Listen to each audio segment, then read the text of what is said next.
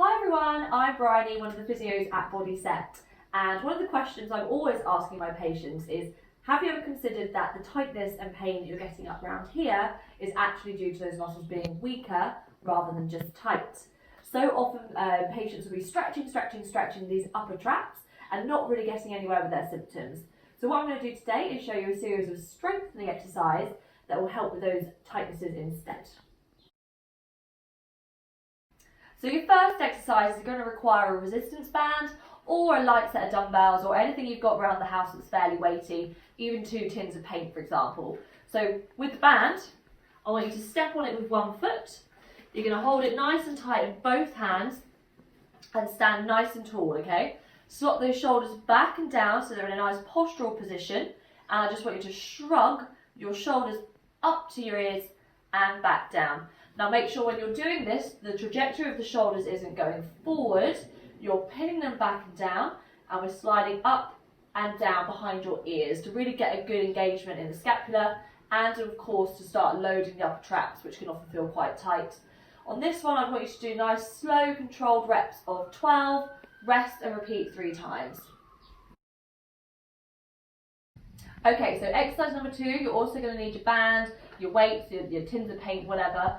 Now, if you think about the upper traps, we often think about this part of your traps, or trapezius muscle. But actually, it's kind of an upside-down diamond square shape. So we want to make sure that rather than just focusing on the upper traps, we're getting the rest of that muscle working. So we can add in a little bent over row, okay?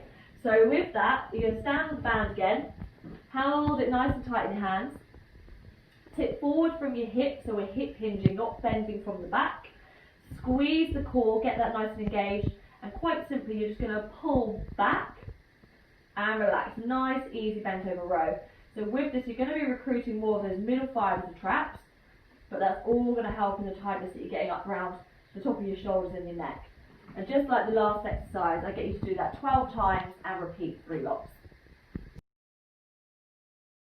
Exercise number 3. Now I don't want to demonise passive stretching, but it doesn't really hold its place in rehabilitating the tightness up here as much as we once thought it did. So I am going to give you one to do, and it's going to be a little bit more active than just passive. So the upper trap sits at the top part of your shoulder and runs into the neck and to the back of your head. So if I'm going to stretch the right side, I take my left hand up over to the opposite side of my head and come sideways and then slightly down towards the ground.